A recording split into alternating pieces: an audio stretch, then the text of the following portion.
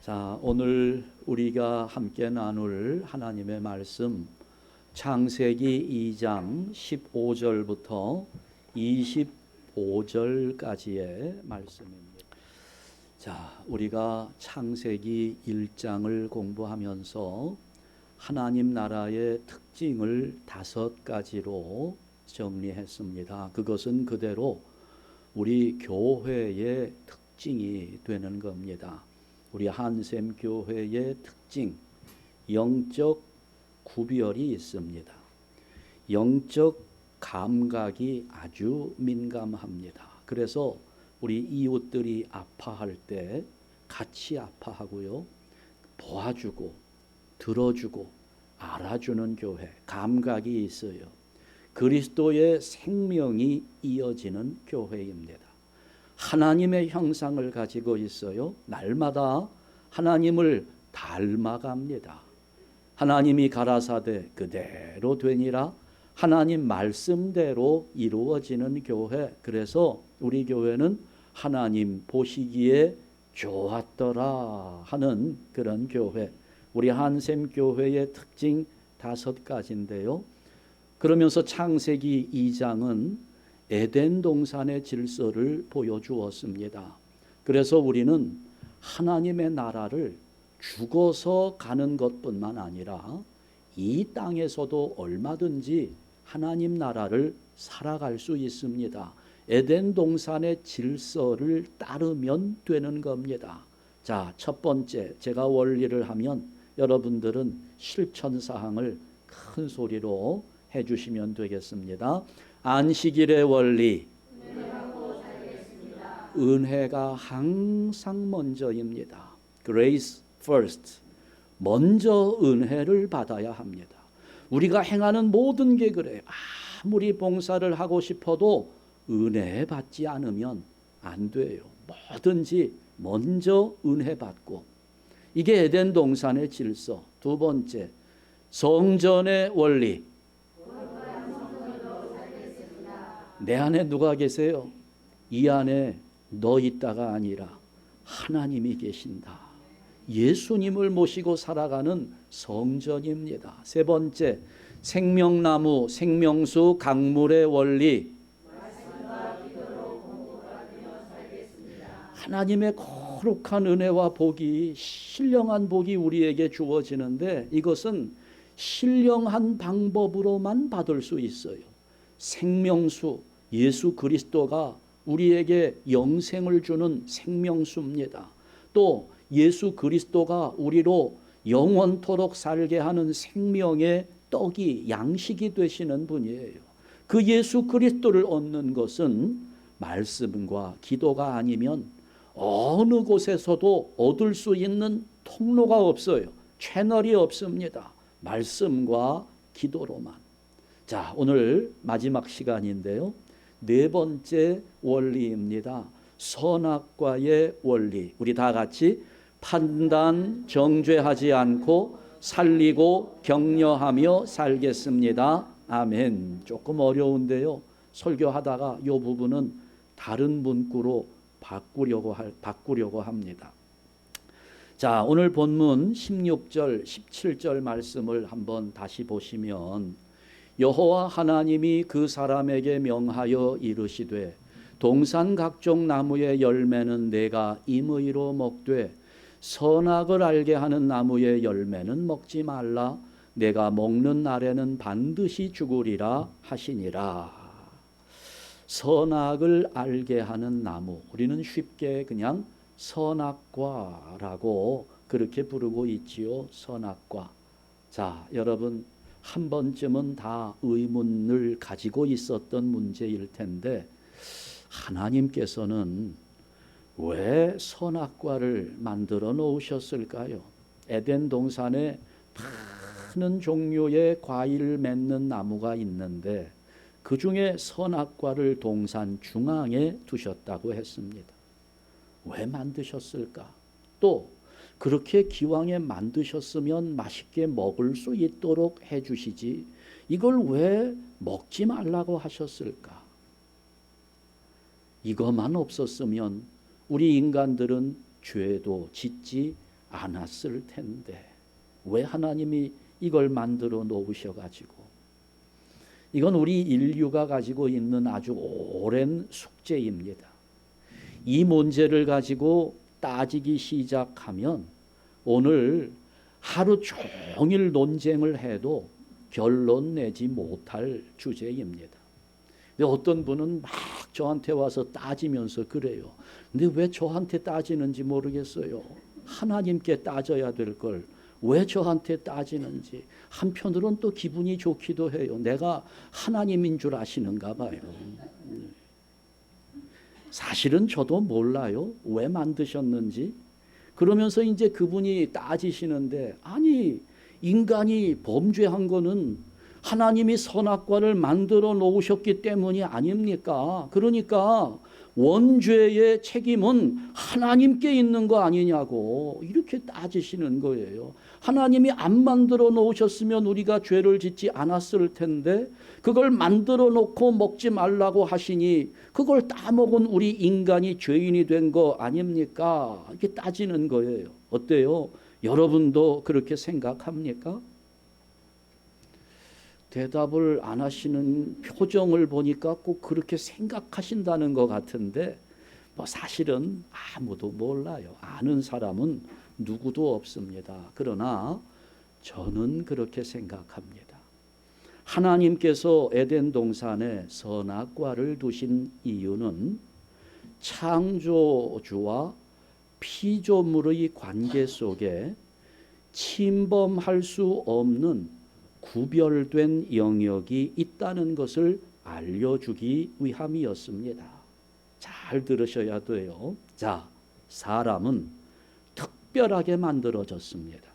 다른 피조물들과 비교해 볼 때 아주 탁월한 존재로 창조되었기 때문에, 그래서 사람들은 이 세상에 다른 피조물들을 다스릴 수 있도록 하나님 통치의 대행자로 만들어진 겁니다.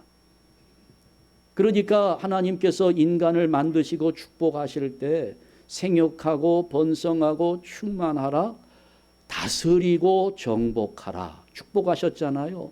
다스리라고 그랬어요. 우리에게 다스림의 권세를 주셨습니다.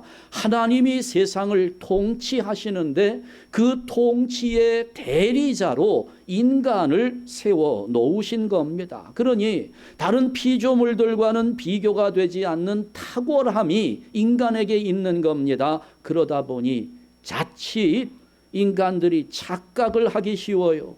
다스림의 자리에 있으니까 하나님의 영역을 넘볼 수 있는 위험성을 가지고 있었던 겁니다. 그래서 하나님은 최소한의 제한을 두신 거예요. 사람이 자기 주제를 넘지 않도록, 자기 주제를 알고 자기의 자리를 지키도록 하나님과 사람 사이에 경계선을 두셨는데 그 경계선이 바로 선악과였다는 겁니다. 그러니까 여러분, 그 선악과는 내가 하나님을 어떻게 바라보느냐 하는 것의 기준점이 되는 겁니다. 그 선악과, 내가 하나님의 주권을 인정하는가 아니면 하나님의 주권을 인정하지 않는가 하는 것의 증거가 되는 겁니다. 만일에 내가 하나님의 주권을 인정하지 않는다면, 그래서 내가 내 스스로 모든 것을 다스리리라 생각한다면 그 선악과를 먹는 거예요. 그러나 창조주 하나님의 뜻에 순종하며 살기를 원한다면 하나님이 먹지 말라 했으니 하나님 명령에 따라 그것을 먹지 않고 살아가는 겁니다. 여러분, 우리 인간이 탁월한 존재로 만들어지기는 했지만 착각하지 맙시다. 하나님의 말씀 아래에서만, 하나님의 통치 아래에서만 살 수 있는 존재입니다. 아무리 뛰어나도 하나님이 한순간 생명을 거두어 가시면 그 자리에서 끝나는 거예요. 그냥 먼지에서 왔으니 먼지로 돌아갈 뿐입니다. 하나님 손에 달려있는 그런 생명입니다. 그러니까 하나님이 만들어 놓으신 선악과를 놓고 왜 저거를 먹지 말라고 했을까? 한번 먹어볼까? 여러분, 이런 생각하는 게 아니고요. 처음에 아담과 하와는 이 선악과를 바라볼 때마다 그 생각을 한 거죠. 아, 나는 인간이다. 나는 피조물이다. 나는 하나님이 아니다. 나는 신이 아니다. 이 생각을 하는 거예요. 저것은 하나님이 먹지 말라고 명령하셨으니 나는 그 하나님 말씀에 따라 그것을 먹지 말아야 된다 하는 이 생각을 하고 바라본 거예요. 자, 그러니까 이것은 하나님의 주권을 인정하느냐 하는 그런 문제입니다. 그런데 그 선악과를 먹으려고 하는 것은 하나님, 자기가 하나님이 되겠다는 인간의 교만함을 보여주는 것이지요. 그런데 결국 아담과 하와는 함께 사탄의 유혹에 넘어가고 맙니다. 하나님의 자리, 하나님의 영역을 침범하게 된 거지요. 그것을 원죄라고 말하는 겁니다. 아니, 그까지 열매 하나 따먹었다고 아담과 하와뿐만 아니라 지금까지도 우리 모두를 죄인 취급하는 것은 하나님 너무 폭분이 아니냐라고 말씀하시는 분도 계시지만 이것은 열매 하나 따먹은 정도가 아니에요. 하나님의 주권, 하나님의 자리를 침범한 것입니다. 대역죄인이 된 것이지요. 아니, 세상에서도 자기 권력을 넘보는 사람이 있으면 애초 싹부터 자르려고 하는 것이 우리 인간의 마음 아닙니까? 그걸 우리가 넘본 거예요. 침범한 겁니다. 보세요. 뱀이 하와를 유혹하면서 뭐라고 말합니까? 창세기 3장 5절, 오늘 읽지는 않았습니다만 너희가 그것을 먹는 날에는 너희 눈이 밝아져 누구처럼 돼요? 하나님과 같이 돼요. 선악을 알 줄 하나님이 아심이니라. 이전에는요, 하와가 그 선악과를 바라볼 때 별 생각 안 났어요. 하나님이 저건 먹지 말라고 했어. 이 생각밖에 안 들었어요. 그런데 여러분 보세요. 이거 따먹으면 네가 누구처럼 돼요? 하나님처럼 된다는 거예요. 그 말을 듣고 다시 그 열매를 보니까 달라집니다. 느낌이 달라요. 그전에는 하나님이 먹지 말라고 했다는 것만 생각났는데 이게 하나님처럼 된다는 이야기를 듣고 그 열매를 보니까 먹음직도 하고 보암직도 하고 지혜롭게 할 만큼 탐스럽기도 한지라 보이는 게 달라지는 거예요. 사탄은 이 선악과를 먹으면 하나님과 같이 될 것이라는 말로 하와를 유혹한 겁니다. 그래서 그 유혹을 이겨내지 못하고 하나님의 영역을 침범하면서 범죄한 인간은 지금까지도 끊임없이 자기가 하나님의 자리에 앉으려고 시도하는 겁니다. 영광을 자기가 받으려고 합니다. 사람들 위에 군림하려고 하는 겁니다.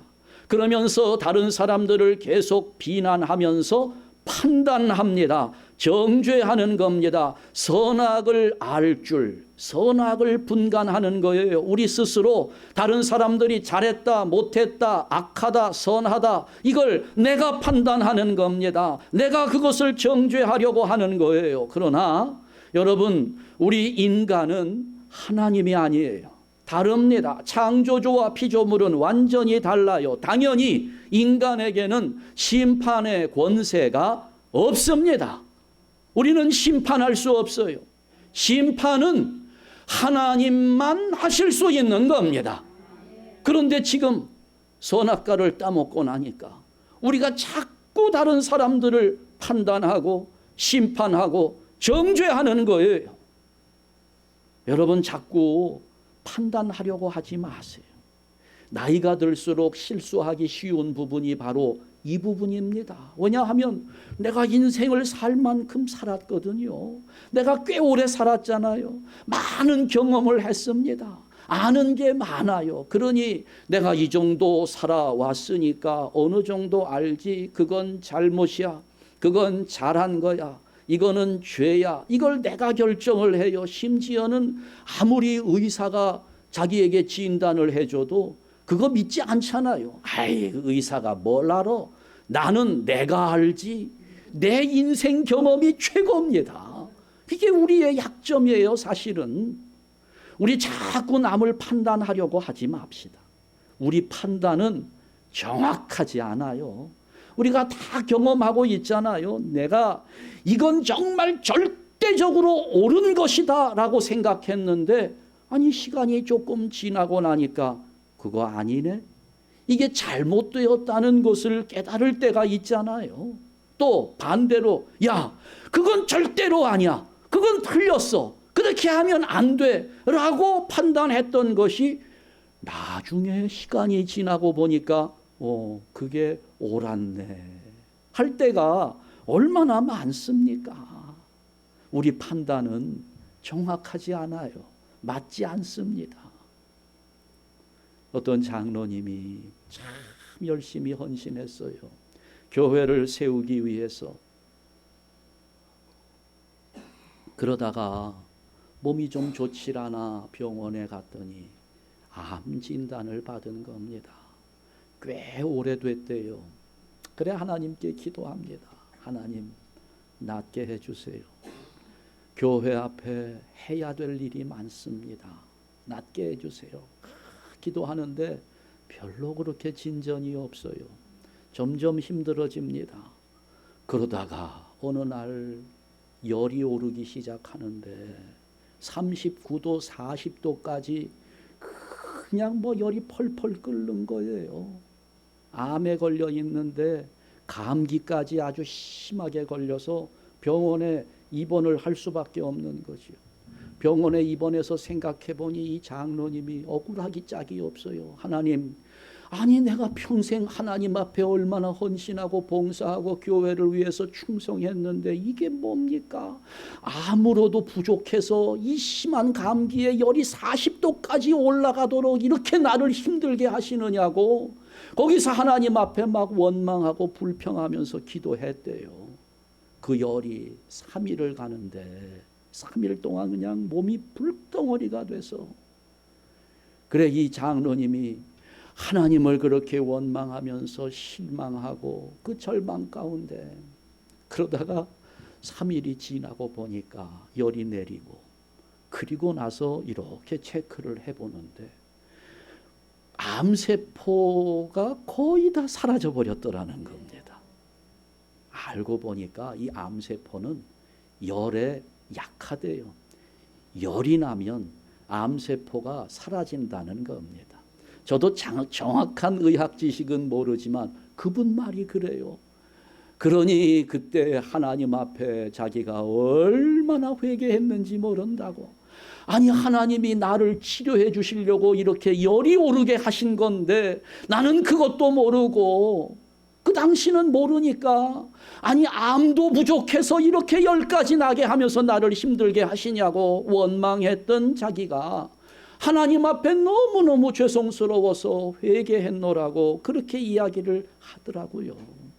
모르잖아요. 우리는 지금 당장 내가 힘들다고 해서 그게 다 나에게 해로운 거 아닙니다. 그게 양약이 돼서 내 인생이 훨씬 더 아름다워질 수 있는 것이고요. 지금 여러분 로또 당첨돼서 내가 행복한 것 같지만 그게 절대적으로 좋은 것은 아닐 수도 있는 거 아닙니까? 그것 때문에 가정이 파괴되고 내 인생이 망가지는 경우가 얼마나 많아요. 우리는 모르는 거예요. 판단할 수 없는 겁니다. 지나봐야 알게 되고 지나봐야 깨닫게 되는 겁니다. 그러니 여러분 지금 이 순간 이 자리에서 내가 가지고 있는 지식이나 상식으로 다른 사람들을 판단하고 지적하고 정죄하는 일들은 하지 말아야 된다는 거예요. 여러분 예수님과 사탄의 차이가 어디에 있을까요? 예수님과 사탄을 비교한다는 것 자체가 예수님께 좀 죄송한 일이기는 합니다만은 여러 가지 차이가 있어요. 그 중에 한 가지, 성경은 사탄을 참소하는 자라고 말합니다. 요한계시록 12장 10절 말씀에 보면 우리 형제들을 참소하던 자, 곧 우리 하나님 앞에서 밤낮 참소하던 자가 쫓겨났고, 이제 세상 마지막 때 사탄이 쫓겨나는 것을 언급하는 것인데요. 참소한다. 뭐예요? 고소한다는 겁니다. 고발한다는 의미예요. 그러니까 사탄은 끊임없이 우리를 고발하고 고소합니다. 너는 그런 놈이야. 너는 죄인이야. 끊임없이 사탄은 우리를 고발하는 거예요. 우리의 죄를 지적합니다. 우리의 죄를 분석하고요. 그래서 우리를 고발하는 자가 사탄입니다. 그런데 예수님은 우리의 대언자가 되신다고 성경이 말씀합니다. 요한일서 2장 1절 말씀을 보면 나의 자녀들아 내가 이것을 너희에게 쓰면 너희로 죄를 범하지 않게 하려 함이라. 만일 누가 죄를 범하여도 아버지 앞에서 우리에게 뭐가 있어요? 대언자가 있으니 곧 의로우신 예수 그리스도시라. 여기 말하는 대언자, 이게 헬라어 원어를 보면 파라클레토스라고 되어 있습니다. 파라클레토스. 이게 요한복음에 뭐라고 번역이 됐어요? 보혜사라고 번역이 된 겁니다. 이게 파라클레토스, 대언자예요. 보혜사. 오늘 우리가 사용하는 말에 가장 가까운 단어를 찾자면 변호사라고 보면 비슷합니다. 변호사가 되신다는 거예요. 여러분, 우리가 죄를 짓고 법정에 끌려갈 때 혼자 갑니까? 누구하고 같이 가나요? 변호사를 대동합니다. 변호사는 누구 편을 듭니까? 내 편을 들어주는 거예요. 예수님과 사탄의 차이는 여기 있어요. 이게 보면 재밌습니다. 재판하는 장면을 연상하시면 돼요. 재판장이 있습니다. 재판장은 누구일까요? 하나님 아버지가 재판장 자리에 앉아서 판결을 내리려고 하는데 거기에 지금 우리가 죄인으로 서 있는 겁니다. 우리가 죄인이잖아요. 그래서 내가 죄인인 것을 누가 고발해요? 끊임없이 사탄이 우리를 고발하는 겁니다. 이 사람은 죄인이기 때문에 사형에 해당합니다 하면서 계속 우리를 고발합니다. 그때 옆에서 나의 대언자가 되어주시는 분이 계세요. 나를 변호해 주시는 분이 누구라고요? 예수님께서 나의 대언자가 되어주시는 겁니다. 그래서 사탄과 나의 대언자가 되시는 예수님이 싸우시면서 나를 변호하시는 예수님이 마지막 순간에 승리하시는 자리가 바로 십자가였다는 것입니다. 거기에서 예수님은 나를 변호하시는 그 일을, 검사 역할을 하는 사탄을 이기시고 우리를 구원하신 거예요. 우리를 살리신 겁니다. 용서받게 하신 거예요. 그런데 여러분, 우리가 누굽니까? 하나님 앞에 제사장으로 부름을 받은 자들이. 그러니 우리의 할 일은 뭐냐면 다른 사람들을 판단하고 정죄하고 지적하고 이렇게 하기 위함이 아니라 우리가 할 일은 비록 그가 죄인일지라도 예수님이 나를 위하여 해주신 것처럼 그 사람을 변호해주고, 그래서 그 사람을 살리도록 하나님이 오늘 우리들을 부르셨다는 겁니다. 그런데 오늘 우리 예수 믿는 사람들 가운데 은혜를 경험하지 못한 사람들이 많은가 봐요. 하나님의 용서를 체험하지 못한 사람들이 많은 것 같아요. 끊임없이 교회에서도 참소하는 사람들, 남을 지적하고 정죄하는 그런 분들, 이건 누구의 역할이라고 그랬어요? 사탄의 역할입니다. 교회 안에서 마귀의 역할을 하려고 하는 분들이 참 많아요. 안타깝습니다. 우리는 사탄을 따르는 자들이 아니고 예수님을 따르는 자들입니다. 그렇기 때문에 우리는 판단하고 정죄하는 선악과의 질서를 따를 것이 아니라 섬기고 공급해주고 살려주는 생명나무의 질서를 따라야 하는 것입니다. 생명나무의 질서는 살게 하는 거예요. 살려주는 것입니다. 여러분, 우리 한샘교회 성도들, 선악과의 질서가 아니라 생명나무의 질서를 따르는 성도들 되시기를 주님의 이름으로 축원합니다. 그래서 이 부분 우리가 정죄하고 비난하지 않고 격려하고 살리면서 그렇게 살겠습니다 라고 했더니 이게 조금 길어요. 그래서 다른 말로 제가 바꿀 수 있는 게 뭐가 있을까? 예전에 제가 대화법을 공부한 적이 있어요. 세미나에 갔는데 그 대화법 세미나에 가서 다 잊어버렸어요. 뭘 배웠는지 다 잊어버렸는데 하나가 딱 기억이 나는데 여기 딱 들어맞더라고요. 비비불은 피하고 용감미인 대칭하리라 하는 겁니다. 어려운 말인 것 같지만 쉽게 외워질 수 있어요. 오늘 여러분 설교 제목인데요. 용감미인 대칭하리라. 저를 일단 따라해 봅시다. 비비불은 피하고 용감미인 대칭하리라. 비비불은 하지 말자는 얘기지요. 비난하는 거, 또 비판하는 거, 불평하는 거 하지 말자는 겁니다. 여러분 이제 이거는 피하고 그 다음에 용감, 미인, 대칭하리라. 여러분 우리가 용감해져야 되잖아요. 용감하게 살아야 되는데 용감이 우리가 생각하는 그런 용감이 아니고요. 그냥 운전하다가 누가 확 새치기 하면 성질이 나가지고 끝까지 쫓아가서 한번 쫙 째려보고 가는 그런 용감이 아니고요. 그거 대단히 용감한 일이죠, 사실은. 아니 그 사람이 총 쏘면 어떻게 하려고 그렇게 무모한 짓을 합니까?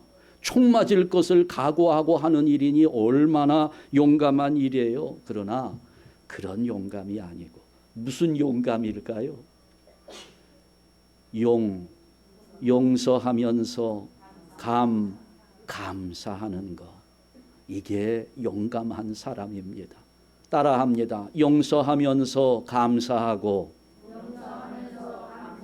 우리는 용서 받을 때 감사한 마음이 들어요. 여러분 우리 아까 목사님 기도하면서 우리 믿음이 좀 더 업그레이드 될 수 있게 해달라고 기도하셨잖아요.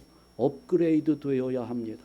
용서받고 감사하는 자리에서 이제는 용서하면서 감사할 수 있는 자가 용감한 자인 것입니다. 예수님 보세요. 마지막 만찬의 자리에서 떡을 떼어 주실 때 이것은 너희를 위하는 뭐예요? 내 살이라고 그랬어요. 살을 떼어 주시면서 하나님께 감사하는 분이었습니다. 잔을 나누어 주시면서 이것은 많은 사람을 위하여 흘리는 바 나의 피 곧 언약의 피니라. 피를 나누어 주시면서 하나님께 감사했던 분이 예수님이에요. 용서하면서 감사하고 이 생명나무의 질서입니다. 그 다음에 미인, 예쁘게 살아야지요. 어때요? 오늘 교회 오시려고 여성분들 한 1시간 정도 두들기셨나요?